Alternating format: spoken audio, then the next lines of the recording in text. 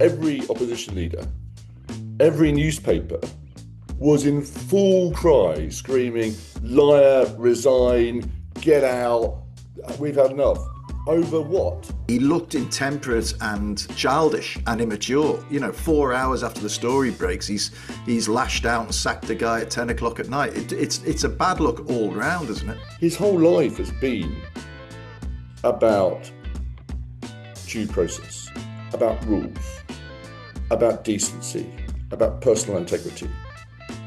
And it's so odd then that as a prime minister, for most people in the country, is defined by almost the opposite.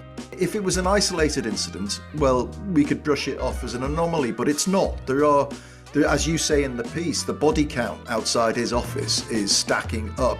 They had a run through the questions that Keir Starmer was going to ask, and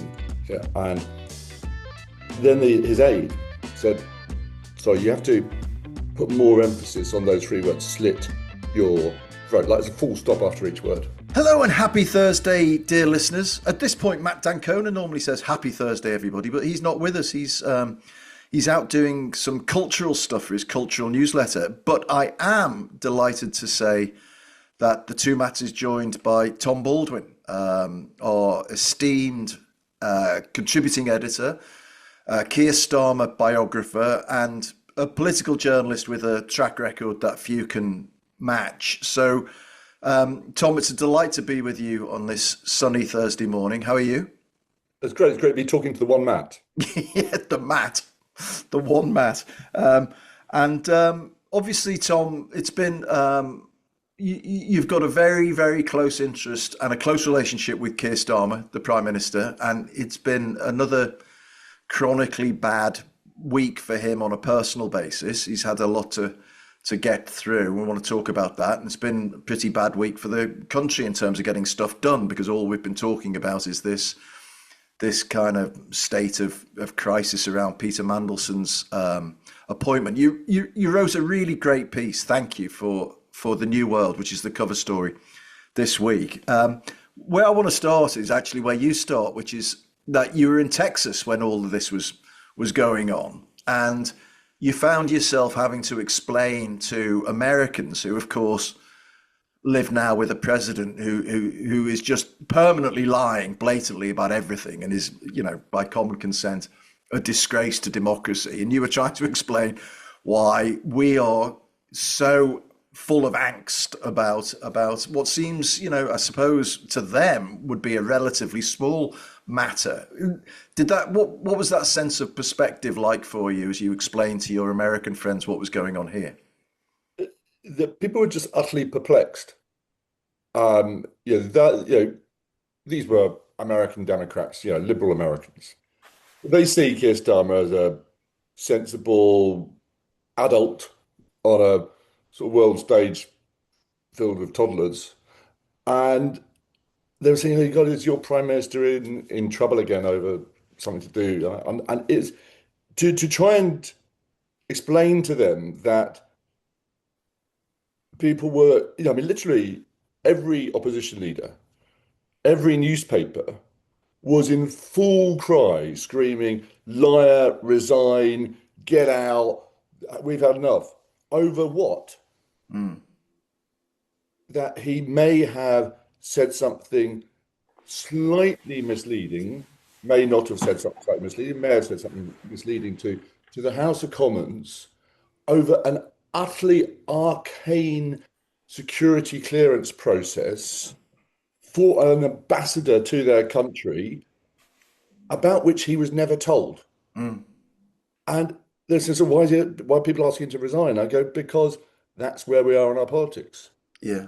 That's where we've got to, where there's a sort of knee-jerk fury about literally everything, where the very, very worst motives are ascribed to, I think, a pretty decent man.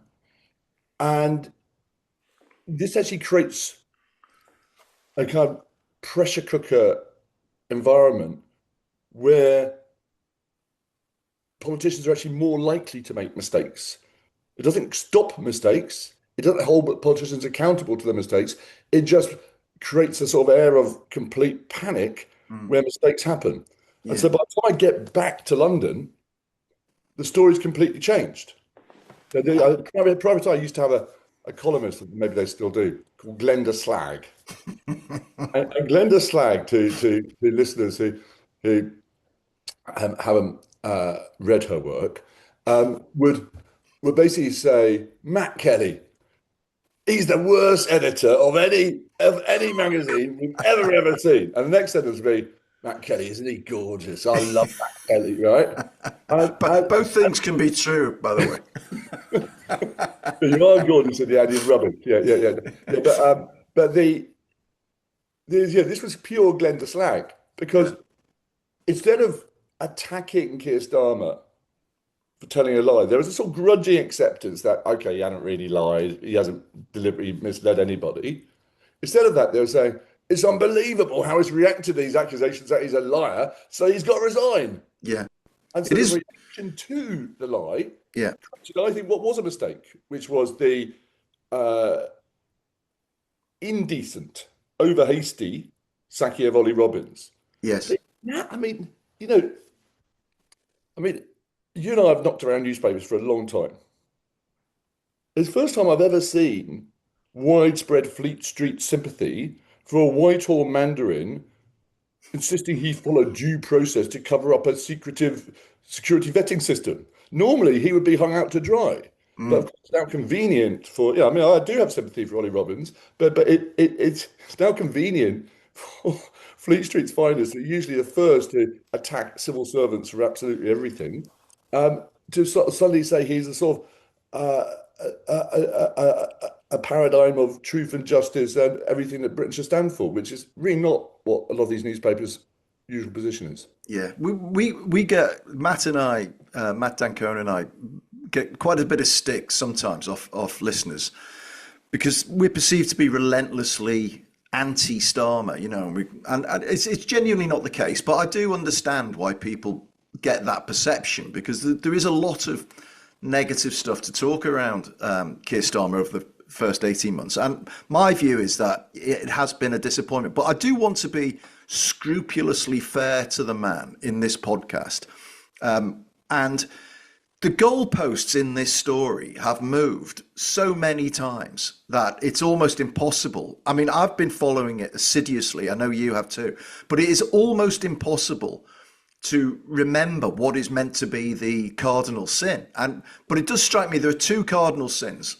One was the appointment of Mandelson in the first place, and the second was, as you've just said, the sacking of Robbins. But again, in the spirit of being scrupulously fair to Keir Starmer, when Mandelson was appointed, and we all knew as much as Mandelson knew at that stage, there was Just no like his there, family, yeah, there yeah. was no outcry. Everybody sort of nodded and said, "Yeah, that kind of makes sense." We've got an ambassador who's doing a good job, but we get why somebody would want to be in position who could play Trump, who could get us over the line with the way Trump operates. And Mandelson is a wheeler dealer. All of this high grade depravity with Jeffrey Epstein was not known at the time. The stuff about his businesses were known, but people gave him a pass on that because that was Mandelson. So it does strike me that it's a fair criticism to say that in the moving of the goalposts, Starmer has been unfairly pilloried for a decision that really people nodded through at the time. Would you agree with that? Yeah, look, there are honourable exceptions. I mean, I think the Financial Times reporting of the Epstein links was really, really good. And, George Parker famously interviewing Peter Mandelson about his appointment to US ambassador, raised the Epstein thing as the FT did regularly. And Peter Mandelson told him to fuck off. That's right. And so I mean, I think, Jim Pickard, George Parker, they did very, very good work. But most of Fleet Street, you're right, thought it was great. And in fact, they were saying to Keir Starmer before the appointment, why don't you do something bold and interesting, like making Peter Mandelson ambassador? Why are you so boring and predictable all the time? Yeah, I bet you pick one of those stuffed shirts in the diplomatic corps to do the job when we could have someone really vivid and brilliant. And when Peter Mandelson was appointed, the whole lot of them, well, almost all of them, Dan Hodges saying, isn't it marvellous? John Sopel saying, isn't it marvellous? Yeah. And it wasn't marvellous. many, many ways that Peter Mandelson's appointment could blow up. In fact, the 3 days before he was sacked, he was over in London. Everyone talks about why was he in Downing Street. He was there because he was making a speech at Ditchley Park. And in that speech, he contradicted Keir Starmer's foreign policy. He said the bombing of Iran in June 2025 had been right. That's not what Keir Starmer's position was. So Peter Mandelson was so arrogant. He thought, as an ambassador, he could come back to Britain and do a speech to foreign policy experts contradicting the Prime Minister. So that, I think, would have been actually one of the things that would blow up eventually. He would start saying, he would be so, he would have imbibed so much Magalan nonsense that he would then end up contradicting Keir Starmer over this war. Yeah. The China link could have blown up. Some of his personal stuff, I think, could have blown up. So there's about 4 or 5 different ways in which Peter Mandelson was a high-risk appointment. But we know why Keir Starmer made it. It's because, again, he was under pressure to do something interesting. And I think, as I wrote for the New World, there was probably an assumption that appointing a narcissistic man obsessed by wealth and power might fit well into Trump's Washington, as he did for a while. So it was a mistake, an error of judgment to appoint Peter Mandelson. I think the political error about all this, though, is that when the new material, which Keir Starmer didn't know about, nor did the media know about, came to light, that's the point where Keir Starmer really needed to own the mistake. Right. Now, you were very kind about my journalism at the start of this. Probably the best story I ever did was Bernie Ecclestone. I broke that story. I was working with the other Matt back at the Sunday Telegraph in 1999. And that story went to the heart of Tony Blair's brand and self-image and what New Labour was meant to stand for, as this story has. This was the £1 million donation to Labour, wasn't it? By It was a secret £1 million donation. Yeah. Labour hadn't admitted and lied to me about. Right. And Labour then changed its policy on tobacco sponsorship in sport as a result. Yeah. To exempt Formula One racing, which Bernie Ecclestone was in charge of. And in many ways, it's a much, much more serious story because it looked, and I think was, an example of Labour taking secret money, not telling anyone about it, and changing its policy. Not just making an error of judgment about who your ambassador in Washington should be. Yeah, no, it was really insidious behaviour by the government, yeah. But what did Tony Blair do? He came out and he owned the error. He came out and said, we're going to change the system, and had a sort of reckoning with himself about what had gone wrong. Yeah. He didn't come out and say, oh, I never knew about that, and someone lied to me, and start chucking people out of Downing Street or chucking people out of civil service, or chucking people out of the Labour Party. He owned it, he took responsibility for it, and moved forward. And actually, the result of that was, the introduction of the Electoral Commission and new laws about donations and disclosure of donations, which haven't quite stood the test of time, but they certainly made our politics better for a while. But there is, as you're making clear, there's a serious contrast there with Blair's owning of the story and Starmer's disowning of the story, and the second cardinal sin, which I think is what a lot of people are feeling, and feelings being very important these days, are feeling, that sits badly in my mouth, is the sacking of Robbins, a knee-jerk sacking of Robbins.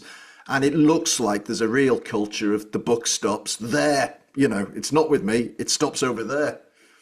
Yeah, look, but again, let's be fair about this. So I know Keir Starmer was genuinely pissed off. Look, here is an issue which has done him enormous damage, a sort of boil of political controversy. And then it turns out that he wasn't even told that Mandelson had failed his security vetting, or that major concerns were raised in his security vetting. He wasn't even told that after he'd gone out and said in Hastings, Mandelson had passed the security vetting. No one thought, Prime Minister, maybe we better tell you this. I mean, that is quite odd. Yeah, I mean, it defies any sort of common sense.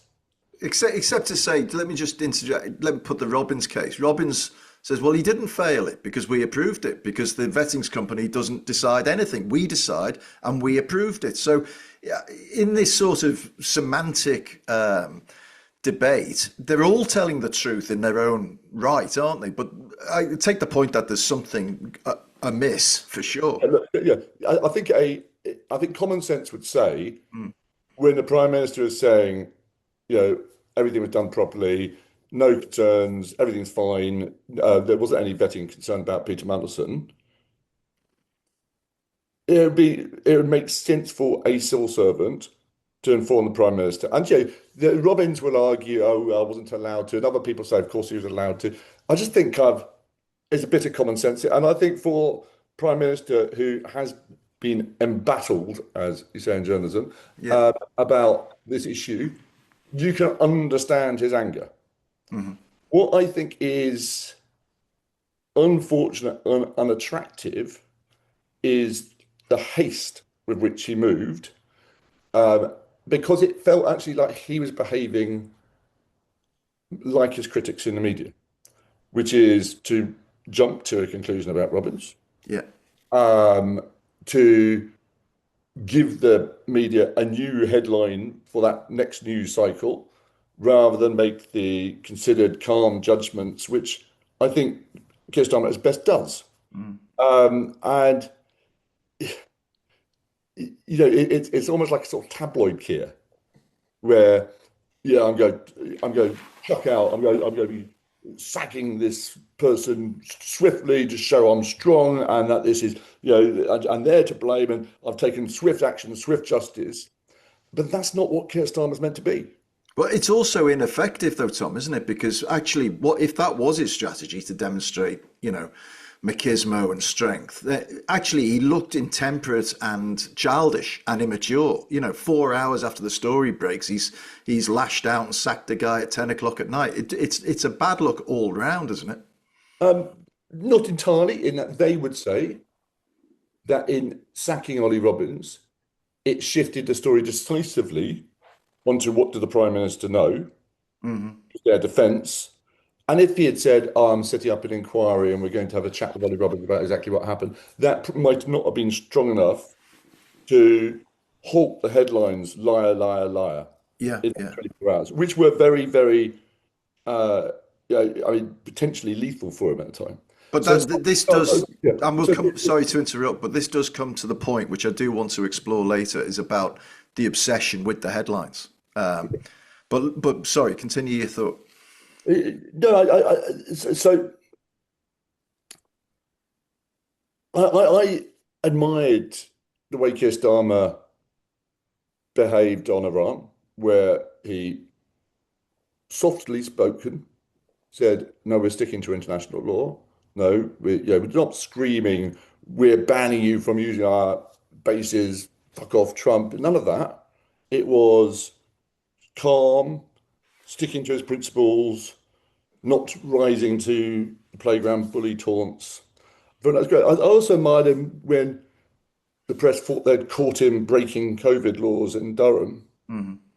And for 3 days, he didn't make his response clear because he was talking to lawyers, he was taking lots of advice, he was talking to friends, and then he made his response clear. And I think sometimes to take a little bit of time over a decision rather than try and do everything within one news cycle makes better decisions. And yeah, it was so I think there's endless people who, and I'm one of them, who say, oh, the real Keir Starmer's this. Yeah, And, it's almost a sort of small industry in London now. And one of the reasons why so many people are doing it, including me, is because he hasn't always been great at showing who the real Keir Starmer is himself. He doesn't tell a great story about himself, I think. Um, so there is a danger that, we all just project what we want on to him. yeah, Um, but his whole life has been about due process, about rules, about decency, about personal integrity. And it's so odd then that as a prime minister, for most people in the country, is defined by almost the opposite. Yeah. It's so odd that, I think I described it as a sort of special agony for him, Mm. that he made to be defined by a single decision he made about Peter Mandelson, when he doesn't even like Peter Mandelson, and if he had trusted his own instincts, wouldn't have appointed Peter Mandelson in the first place. Isn't this, Tom, though, we had King Charles talking about America's words, but the actions being more important and more defining. Well, the same applies to Keir Starmer, and he can talk about decency and process and all the rest of it and integrity. But when he does act like he did against Ollie Robbins, it contradicts all of those things. And if it was an isolated incident, well, we could brush it off as an anomaly, but it's not. As you say in the piece, the body count outside his office is stacking up high. And it's a pattern of behavior that when his back is against the wall, he lashes out intemperately. Now, my question is, has the pressure of number 10 changed the man? Or is this the man revealing himself under the pressure? Way I would put it is he hasn't had enough confidence in himself and his own values and his own character to let that come to the fore. He's constantly been told, yeah, you're a human rights lawyer, you really believes in decent integrity. That's not what politics is like. If you're going to be prime minister, if you're going to be a successful prime minister, you have to do these really tough, mean, nasty things. And that's what politics is about. And he's bought that. Mm. I watched him 3 or 4 years ago when I was writing my book, rehearsing for PMQs, preparing for PMQs in his Yeah, office. And there's this moment where is when Gavin Williamson was having to resign for one of the things he regularly had to resign for. And I think this occasion he had told a civil servant to go and slit their throats. mm, mm. And they had a run through the questions that Keir Starmer was going to ask. And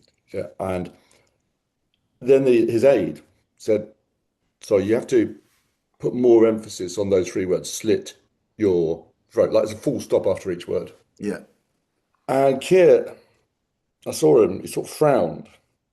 There's a little shake of his head, almost like disgust. hmm, And then nodded and underlined a bit in his text and did it. And it is the pescatarian being asked to eat dog meat, yeah, yeah, right? So, he's a decent man who's constantly being told that he has to do these tough things. And that's how he survives in this world he doesn't particularly like. yeah. And I think that's the contradiction that, I said in the piece for the New World, all these sackings and blame gaming is uncharacteristic of the man, but rather too typical of the Prime Minister. Yeah. Now, they're the same person, but as Prime Minister and as a politician, I think he feels he needs to behave in a certain way, which actually isn't who he is. And he'd be Which better off being who he is. which is in any role, any of the listeners and yourself, I'm sure will be able to empathize with that situation where you're forced to play a role, and it creates an enormous psychological tension within yourself. And I can't imagine that tension being any greater than when you're the prime minister of a nation, and you're having to role play, and you talk in the piece about falling into the trap of going along with this faux populism, which isn't him. Now, so the bigger picture, or the bigger question, I guess, is that if he doesn't like politics, and if politics is depressing him, and if he feels like he can't be himself, is he in the right job at all? His account is that he's done all these things for a purpose. He didn't like having to do some pretty tough things when he changed the Labour Party, but he did it because it had a purpose of getting Labour electable again and getting Labour into power. And in his own mind, he's carrying this flame of integrity through high winds and across high seas. It never goes out. And when he reaches land, he'll be able to light this torch of integrity and everyone will see what it's all about. Mm. His why one of the reasons I think he is so pissed off and hating all this at the moment is he knows that he may be defined by the means rather than by the ends. That what he's done in order to get to a place where he can do good and make this country better actually may be the thing that in the end, all these tough decisions or things that he doesn't really like, or the dog meat that the pescatarians had to eat, Mm. may actually be what consumes him. And he doesn't want to go, not just because he thinks it'd be bad. I mean, and I know he thinks that leaving now would be bad for the country, bad for the government. But he doesn't also want to go because to leave for that, to leave for some sort of row about sacking nice Ollie Robbins over nasty Peter Mandelson Mm. would be, it's like that light's gone out halfway across the journey. It's been blown out. And the whole point was to protect the light. And so I think the last 2 weeks, in a way, have been a microcosm of the past 22 months. It's all been about McSweeney and Down Street advisors and, civil servants, and the shadow of Sue Gray's been there somewhere as well. And it's all been about them Hmm. rather than people of the country. The defining noise coming out of Downing Street after the election wasn't how we change the country. It's how much do we hate Sue Gray? Where's my job? Where's my desk? Where's my pay rise? How can we get rid of Sue Gray? Anonymous briefing. And it was horrible and disastrous. And I think that was almost like the original sin. Yeah.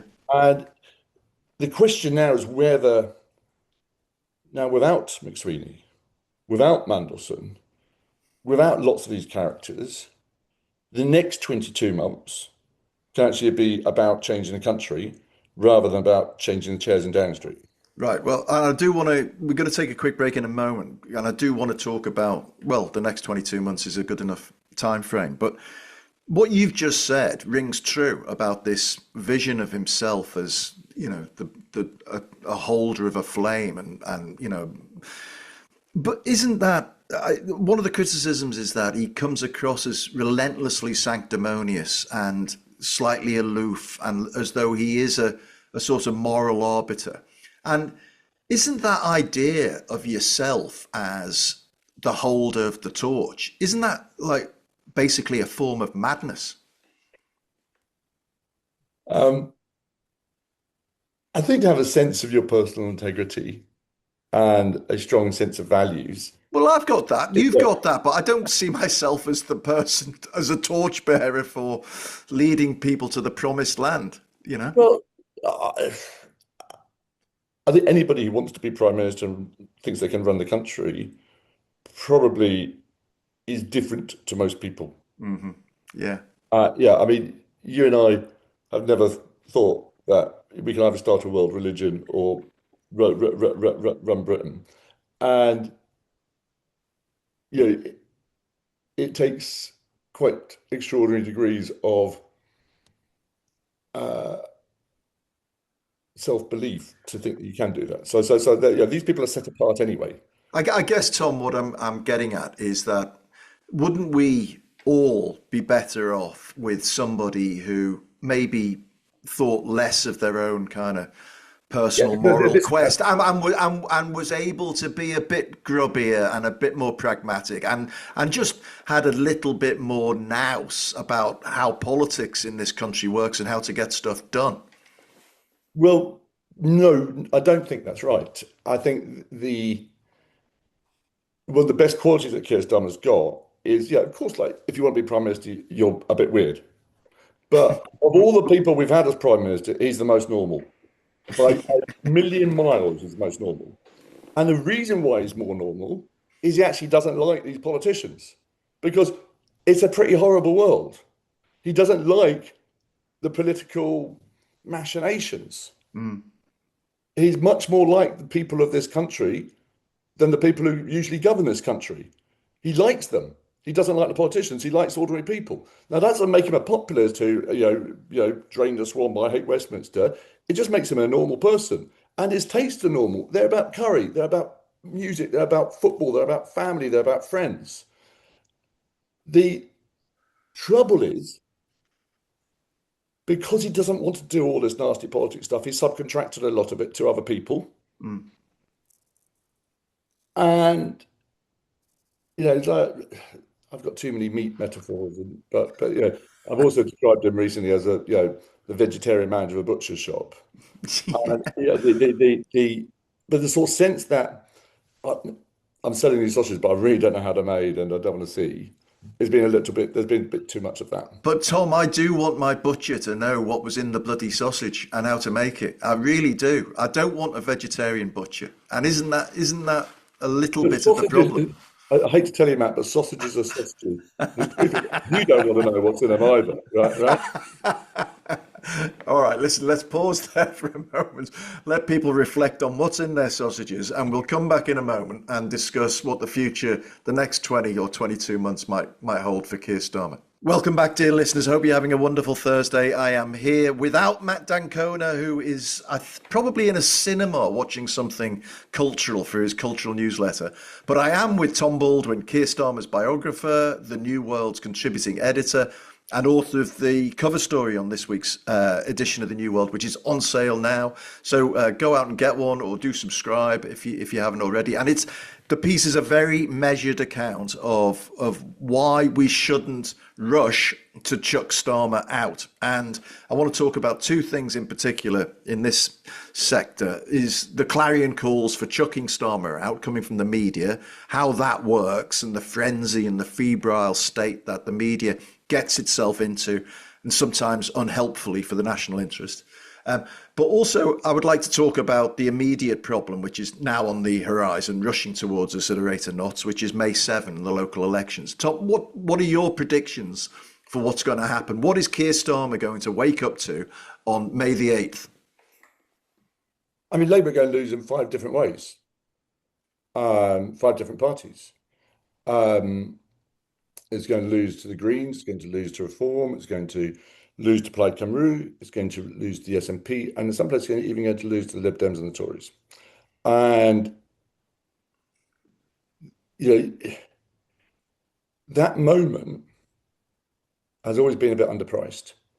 So, like, a couple of weeks ago, everyone was saying, "Oh, yeah, it's just factored in now. Keir Starmer's safe for a year." I never thought that was true, because when you lose badly and you're a local MP, all your friends lose their seats in the council.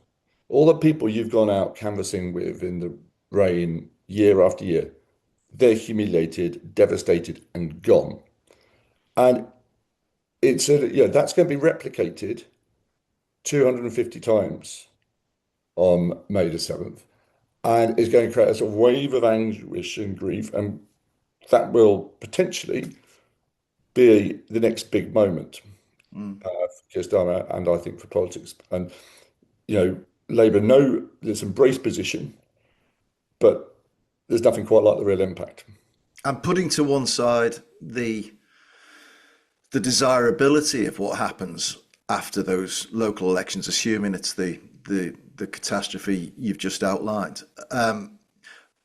Is that a survivable moment for Keir Starmer, do you think? I mean, what do you know the PLP well? You know what the emotions are like.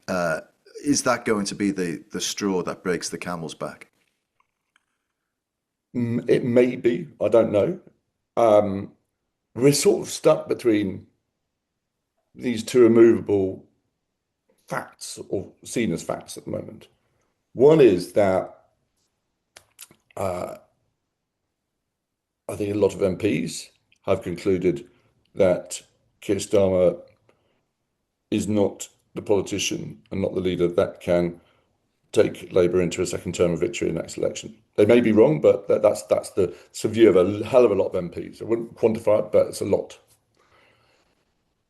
The other one is that when you ask them what do you want to happen next, they don't know. Mm. So you can't will something to happen when you don't know what the next step is. And all the alternative candidates to Keir Starmer as Prime Minister, they're either unavailable, like Andy Burnham, unready, like Angela Rayner, unsuitable for the party at the moment, like Wes Streeting, or unwilling, like Ed Miliband. And in those circumstances, politics is a choice. It's not just a sort of referendum on Keir Starmer. It's a choice about what do you want to happen and what's better and what's worse. And there's no doubt in my mind that a Labour leadership contest in those circumstances would risk higher interest rates, increased bond debt repayments, huge political instability at a time when we might be running out of fuel in this country. We're 6 weeks away from running out of fuel and having petrol rationing. I don't think the public would forgive us. I genuinely think an inward-looking Labour leadership contest, which may make things worse in terms of the economy, we may end up, a total distraction from these really, really serious times, and getting rid of a really serious prime minister would just look like nuts, and I think history would judge us really badly. And So that's the dilemma that we've yeah, got. and there's also the factor that we're in grave danger. If you take a more macro look at recent times, we're in grave danger of looking like a banana republic, just a constant churn of prime ministers. What would it be? It'd be 5 or 6 since Brexit. And, it's not a good look for any so-called sustainable democracy, is it? And some of those are explained a bit by very small majorities or no majorities at all. But Labour have got 165-seat working majority in the House of Commons. It's 3 years before the next general election. I really think that history would be unkind to panic-stricken Labour MPs embarking on a leadership contest. They don't know where it will go. They don't know what the result of it will be. They don't know what the impact will be at a time when far more serious things than the due process of sacking a civil servant are at stake. Right. But Tom, let's deal in reality then. And let's factor in something we will talk about, an uber hostile press, which, like it or not, does have an impact on the way people think. I've had anecdotal evidence, I'm sure you've heard the same kind of thing, that Labour councillors and prospective councillors on the doorstep are increasingly getting a hostile reaction from people because of Keir Starmer explicitly. And you've got a PLP that may or may not, but probably has basically made up its mind that Starmer's not the guy to fight the next election. What is the right sequence? What's the optimal sequence of events, given that there is no great success outcome here? But what's the best way Labour could approach the next 2 years? The PLP has made up its mind until it changes its mind. Yeah, I mean, much as I love many, many Labour MPs, there are quite a lot I would not get into a rowing boat on a paddling pool. Right? They would capsize it. Right? The hair trigger panic that we've got Mhm. is one of the many reasons why this government is finding it difficult to govern. Look, let's talk about the media, because I worked for Ed Miliband between 2011 and 2015, and I tell you, it is quite extraordinary when you're faced by 5, maybe 6 newspapers, national newspapers, whose journalists think it is their job when they get up in the morning to find a new way to damage Ed Miliband. That is what they went into work to do. Yes. We had a Conservative government, and the other jobs would be to propagandise on behalf of that Conservative government, bully anyone who disagreed with them, actually act as spies sometimes on behalf of that Conservative government.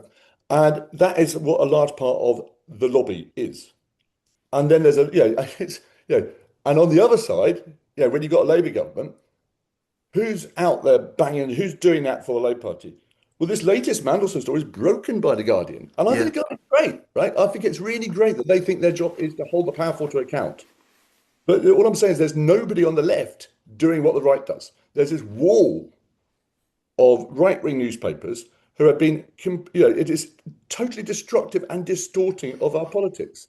Now, Mm. on top of that, just bias, which frankly, broadcasters, you know, the agonised reporting by the BBC when if the Sun, the Mail, the Express, the Telegraph, and the Times splash something, the BBC will think they need to reflect it, even if it's just a rewritten Conservative Party press release or something. It is very, very frustrating.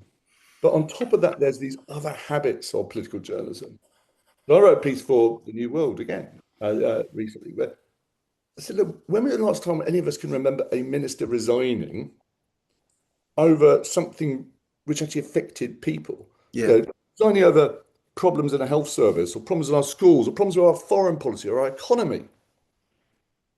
It's always about a misstep within the Westminster Village. It's like, have you failed to publish your tax returns, or was due process followed in this vetting? It's just, and it's one of the reasons why people think that politics is really just about politicians, not about them. It's not about their hospital or their school or the bills they pay or whether they're being kept safe as a country.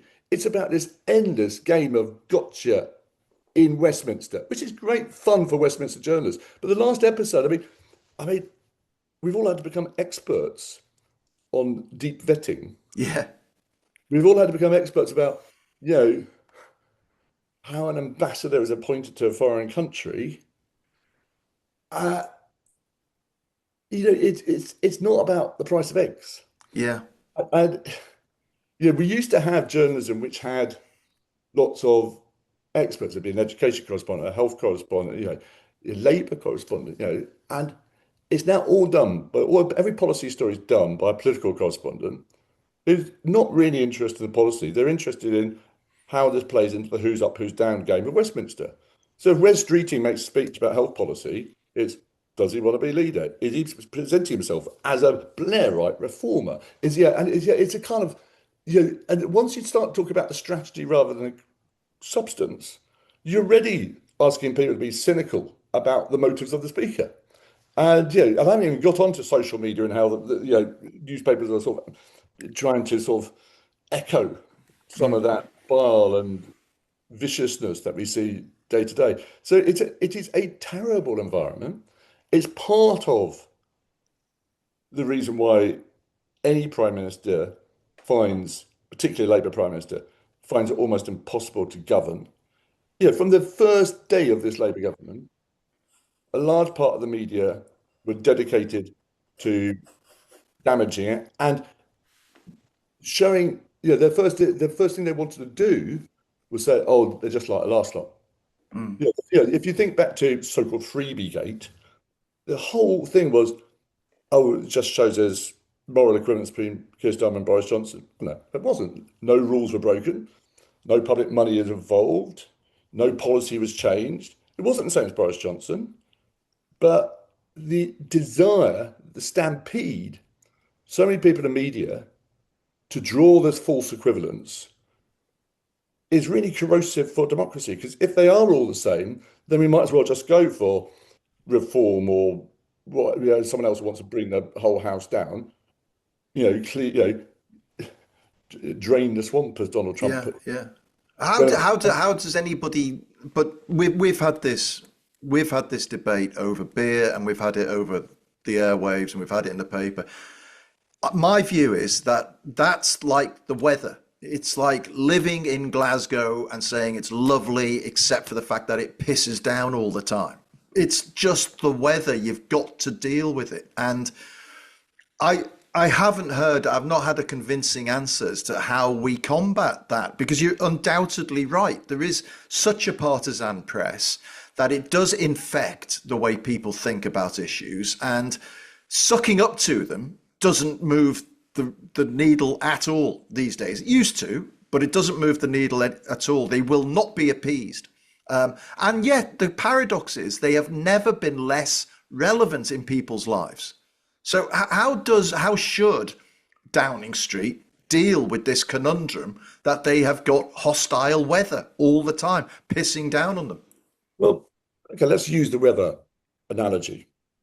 So if you are trying to steer a ship for a storm, it's quite a good idea to try and go past the storm rather than right through the middle of it. It's Mm. quite a good idea sometimes to anchor when you're in a storm rather than put all your sails up.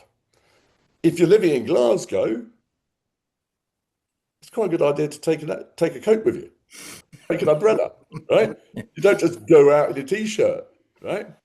Um, if it's raining and your wife's leaving, to point out, well, it's raining, it's nasty weather, take an umbrella.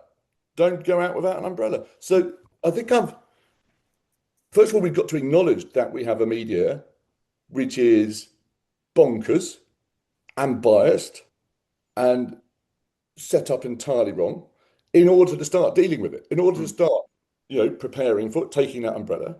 I think there are things you can do to bypass it, to get round the storm. I don't think they do it nearly enough. I think Down Street is set up to answer questions from the lobby. Yeah. I don't think it should spend all its time worrying about the lobby. I think it should be trying to reach people in other ways. Um, I, and Do you think the lobby should be disbanded? frankly, we need to call it out. Do you think the lobby should be disbanded? Not that you can disband the lobby, Why but not? Why couldn't you just say we're not going to have this strange, exclusive, yeah, elitist system anymore? I mean, I wouldn't sort of throw them out of the House of Parliament. I think, Parliament should be covered. Um, I just, but you don't have to do all your government announcements through the lobby. Hmm. You don't have to say, I mean, I remember when I was working for Labour Party, we would send out these embargoed press releases to people about Ed Miliband's speech. And the Sun and the Mail and the Telegraph and whoever would use those embargoed, we'd give them advance notice of what Ed Miliband was saying. And then they'd write an incredibly hostile story about what Ed Miliband was going to say.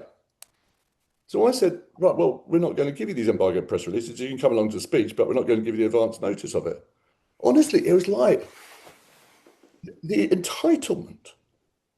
They were just like, they would say, kind of, you can't do this. What about freedom of the press? Mm. This is a disgrace. You're trying to you're trying to have your favourites and you're trying to pick it. No, no, I'm picking people I think might give it slightly responsible coverage rather than people going to be completely irresponsible. And I'm not going to let you have the privileged access to an advance notice.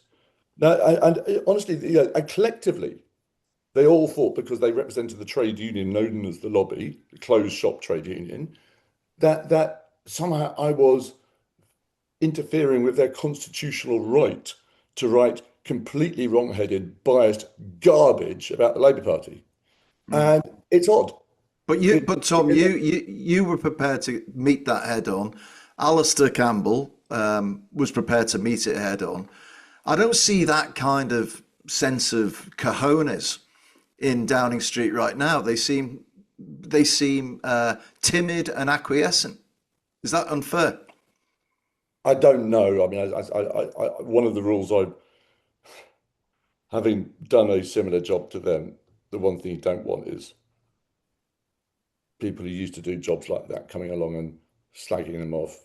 But it And comes from the top, doesn't it? If Keir Starmer, retired armchair generals. Look, I think there is a tendency to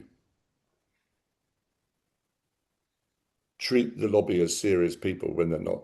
right, right. And I would like to see more effort to bypass them.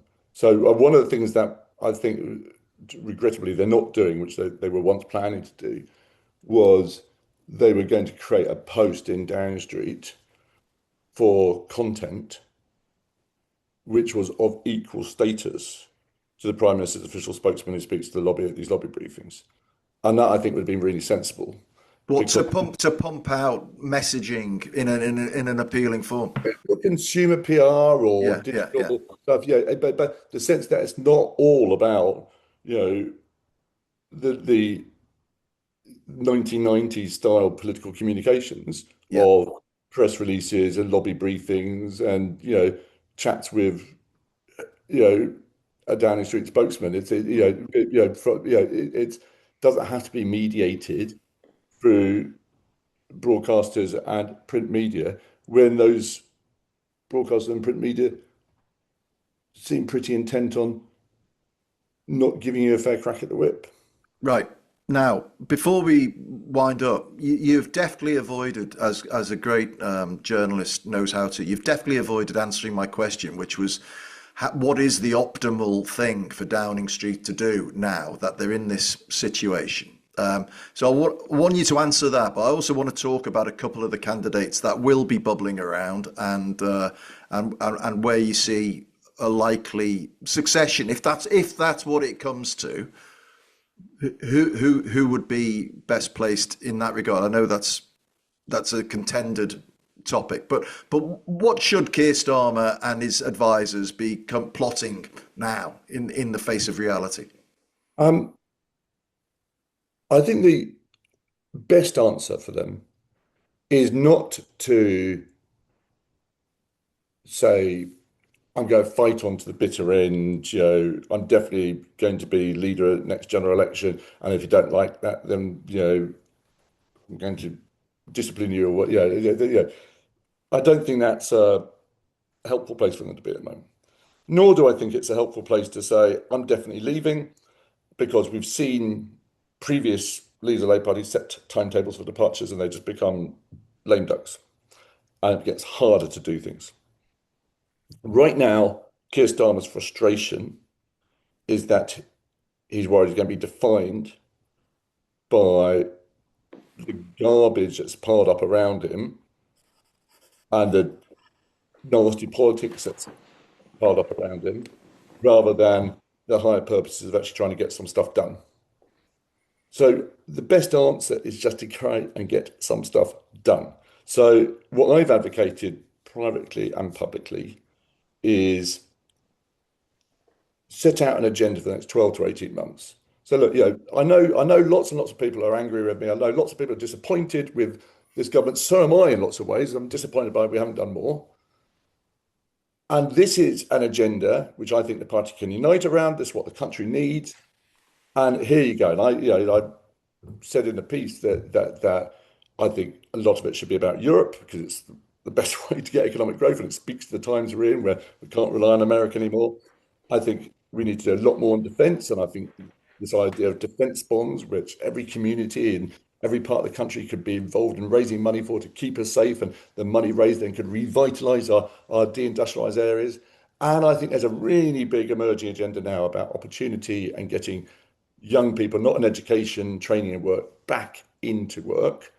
And I think there are ideas knocking around about scrapping the triple lock increases for pensions, taking the mean, the average of those three tests, and with the billions of pounds that you save as a result, you're not destroying the living standards of pensioners, they're still getting increases. But with the billions of pounds you save from doing that, you can then start getting some of these hundreds of thousands of young people who are never going to work unless we intervene now, never going to work, into work and into a decent life. And that's a really Labour agenda. So that's, I think, something you could do over the next 12 months. Will he do it? Well, Will he do that? I think he's going to do something like that. So I think there's two speeches in the works. There's one on security and keeping you safe, which has to go, I think, beyond I've kept you safe, so I'm going to carry on keeping you safe. It has to have a sort of more than what we've just done. It can't be more of the same. And I think there's another speech he's planning for after May the 7th, which will be about how he gets it. He gets that people are fed up, and here's what he's going to do. Now that's potentially the most interesting speech, For sure, yeah. and I think there's sort of discussions going on about what the content of that would be. Right. But so I'm not advocating that Keir Starmer says he's definitely staying on, and I'm definitely arguing that he shouldn't say he's definitely quitting. I'm saying let's get on with governing for the next 12 to 18 months, and then we can have a discussion about what happens next. If it works out, then he can fight next election. If it doesn't, then we've done something which is a real legacy for his successor to build on, and something which he can leave down street with his head held high. So just get on and do stuff with this great big majority. Do stuff which actually speaks to the values of Keir Starmer, values of the Labour Party, and the values of this country, rather than endlessly talk about advisors and process. Because in the end, politics has to be more than process. Preach, preach. Absolutely. I couldn't agree with you more on that, Tom. Look, listen, I want to put you into a difficult place just before we sign off. Let's assume that he does all of these things, and in 18 months' time, we're still staring down the barrel of no improvements in polling. It's looking inevitable that there needs to be something radical needs to change. Who of the current contenders would you put in the hot seat to beat off Polanski and Farage? I'm genuinely not convinced there's someone better out there than the one we've got. I mean, I remember when Harold Wilson was asked the question. Okay, yeah, because Harold Wilson's very good at avoiding giving answers, And they said, okay, Prime Minister, say what happens if you walked under a bus tomorrow? And Wilson stared back at him through cloud of pipe smoke and said, well, I hope someone would have a word with the bus driver. Yeah. Well, That is the point, that we spend all this time slagging Keir Starmer off, but the bus driver that gets rid of him should also take responsibility. fine, but that's a post. Because what happens next may be worse, and politics is a choice between better and worse. That's fine, but that's a post-mortem, and we're looking at a pre-mortem. We're looking at in the eventuality. I like Andy Burnham. You think I'm? Oh, you do. Yeah, No, you think I'm? I really like Andy Burnham too. I've known him a very long time, and I think he's a terrific bloke. I like Wes Streeting, but I think I like Angela Rayner, but I don't think really like Angela Rayner. But I don't. I don't know whether Angela Rayner thinks she's up to it. That's the core problem. So whether there's a fragility of confidence there. But the one guy who I worked for Ed Miliband for 4 years. Yes, well, I want to talk about Ed Miliband. I love Ed Miliband as a person, as a politician, as a friend. Right? Yeah. But what I'm saying is all these potential successors, they've all got their drawbacks, they've all got their qualities. I currently want Keir Starmer to lead the Labour Party. I want currently Labour Party to unite around Keir Starmer, and it is completely pointless some, former advisor, journalist, commentator like me saying, I want this person or that person to succeed, but I don't want him to be got rid of. Understood. Listen, Tom, firstly, thank you for your time. It's been an absolutely invigorating, fascinating conversation. And for having me, as always. Well, no, honestly, because you're not just mouthing off like Matt and I might be from one week to the next, or the lobby might be. So much better without the other Matt, don't you think? No, I don't at all. Can we do one Matt and one Tom? Well, I just feel it's been more elevated without that. I think without Dancona's brain power, I would be nothing. So I'm very well aware of where my toast is buttered. But anyway, I hope the listeners have enjoyed the conversation with or without the other Matt. But he'll be back on Sunday for the Q&A. But Tom, what I really like about this conversation is that it's taking a bigger picture view, and it's getting away from the chaos of today and tomorrow and yesterday, that my personal bugbear is that maybe it's baked into the human species, but certainly it's baked into our media, is that everything is about the now.